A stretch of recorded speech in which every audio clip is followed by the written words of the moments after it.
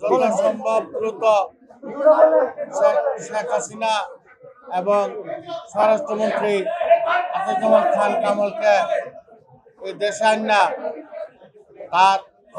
তাদের ফাঁসি কার্যকর করার জন্য আমি সরকারের প্রতি আহ্বান জানাচ্ছি, যত দ্রুত সম্ভব তাদেরকে ফাঁসি কার্যকর করার জন্য।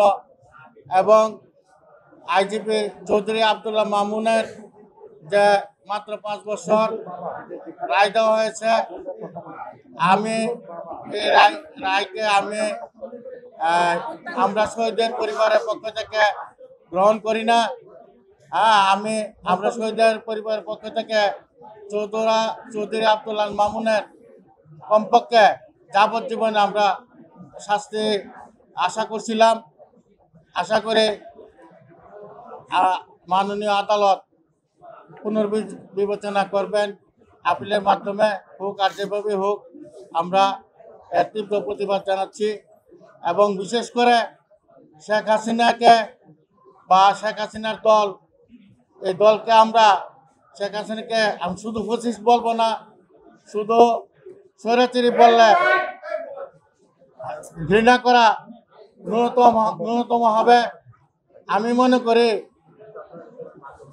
এই শেখ হাসিনা শুধু ফ্যাসিস্ট নয়, ফ্যাসিস্ট বললে কম হবে। শেখ হাসিনা একজন দানব কন্যা, সে মানব কন্যা নয়।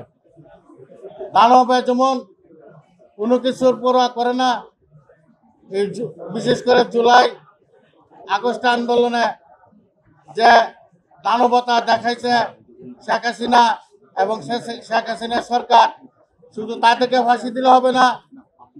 এই শেখ হাসিনার দল আওয়ামী লীগের নেত্রী ছিলেন। আমি আশাবাদ ব্যক্ত করি যে এই আওয়ামী লীগকেও একটা নিষিদ্ধ এবং ফ্যাসিস্ট ঘোষণা করে এবং আওয়ামী লীগের বিরুদ্ধে বর্তমান সরকার এবং আগামী সরকার আগামী দিনে আওয়ামী লীগ এবং আওয়ামী লীগের যে দূষর আছে, বিশেষ করে জাতীয় পার্টি 14 দলীয় জোট, সবাইকে দলীয়ভাবে তাদের বিরুদ্ধে আমাদের জনগণকে এবং যারা শহীদ হয়েছে, শহীদের সাথে যারা সম্পৃক্ত ছিল, আহত হয়েছে, তাদের পক্ষ থেকে আমি আশাবাদ ব্যক্ত করব আওয়ামী লীগকে নিষিদ্ধ ঘোষণা করে তাদের বিরুদ্ধে আগামী দিনে আওয়ামী লীগের দূষকদের বিরুদ্ধে একটা অবস্থান গ্রহণ করবে, এই আশাবাদ ব্যক্ত করছি।